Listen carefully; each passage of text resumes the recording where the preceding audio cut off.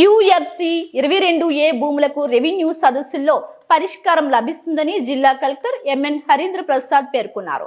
ఈ నెల 6వ తేదీ నుంచి 2025 జనవరి 8వ తేదీ వరకు రెవెన్యూ సదస్సులను నిర్వహించనున్నట్లు జిల్లా కలెక్టర్ ఎంఎన్ హరీంద్ర ప్రసాద్ తెలిపారు.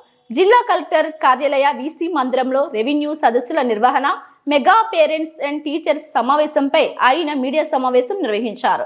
ఈ సందర్భంగా జిల్లా కలెక్టర్ మాట్లాడుతూ రాష్ట్ర ముఖ్యమంత్రి ఆదేశాల మేరకు ఈ నెల 6వ తేదీ నుంచి 2025 జనవరి 8వ తేదీ వరకు రెవెన్యూ సదస్సులను నిర్వహించనున్నట్లు కలెక్టర్ తెలిపారు. ప్రజలు తమ సమస్యలను పరిష్కరించుకునేందుకు కార్యాలయాలకు వచ్చే కంటే అధికారులే ప్రజల వద్దకు వెళ్లి గ్రామ సభలను నిర్వహించి వారి సమస్యలను పరిష్కరించడం ఈ రెవెన్యూ సదస్సుల ముఖ్య ఉద్దేశం అన్నారు. ప్రతిరోజు కూడా షెడ్యూల్ పరంగా ఏర్పాటు చేయడం జరుగుతుంది.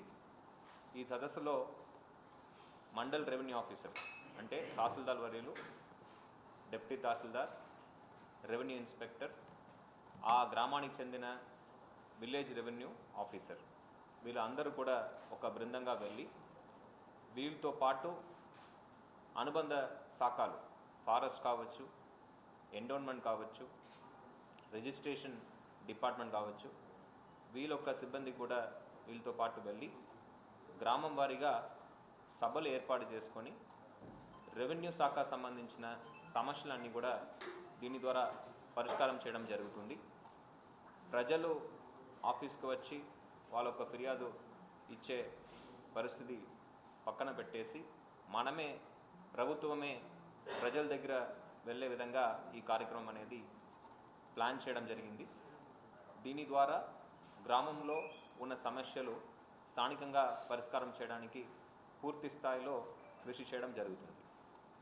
ప్రధానంగా మన గ్రామాల్లో చూస్తే ఎక్కువగా ఈ మధ్యలో జరిగిన రీసర్వే సంబంధించిన సమస్యలు కనిపిస్తున్నాయి.